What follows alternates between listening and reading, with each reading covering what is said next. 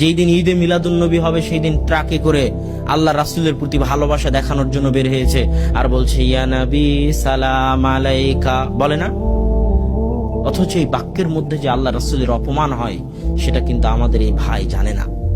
আমি তাদেরকে বলতে চাই, হে ভাই, তোমরা যারা ইয়া নবী সালাম আলাইকা পড়ো, তারা একবার আল্লাহ তার রাসূলকে কিভাবে ডেকেছে একবার তো দেখো। সারা কোরআন একবার তো খুলে দেখো।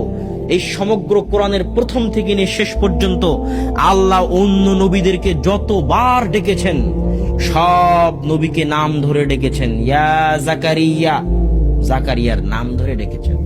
ইয়া ইব্রাহিম, ইব্রাহিম আলাইহিস সালাতু ওয়াস সালামের নাম ধরে ডেকেছেন। কিন্তু যখন আমাদের নবী মুহাম্মদ সাল্লাল্লাহু আলাইহি ওয়াসাল্লামকে ডেকেছেন তখন বলছেন ইয়া আইয়ুহান নবী কুল লি আজওয়াজিক। আইয়ুহান নবী, আপনারা তাশাহুদে পড়েন না আইয়ুহান নবী? না তাশাহুদে ইয়া নবী আছে? তাশাহুদে কি আছে? আইয়ুহান নবী আছে। তাহলে ইয়া নবী আর আইয়ুহান নবীর মধ্যে পার্থক্য কি? আমি আপনাকে বললাম এ আব্দুল্লাহ, এ আহমদ, এই ডাকের মধ্যে কোনো সম্মান আছে? কোনো সম্মান নাই। আপনি প্রধানমন্ত্রীকে ডাকতেছেন মাননীয় প্রধানমন্ত্রী, মহামান্য বিচারপতি, সম্মানিত জনাব অমুক অমুক, ডাকেন না?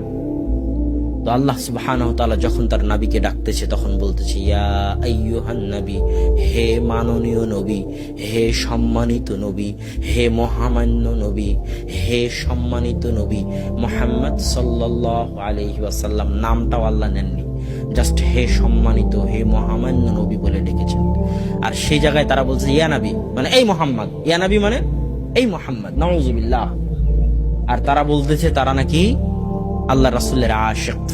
হে ভাই, আপনি একবার চিন্তা করুন যে আপনি আল্লাহ রাসূলের আশিকের নামে আল্লাহ রাসূলকে অপমান করতেছেন। সম্মানিত উপস্থিতি, তাহলে ঈদে মিলাদুন্নবী একটা অনুষ্ঠান।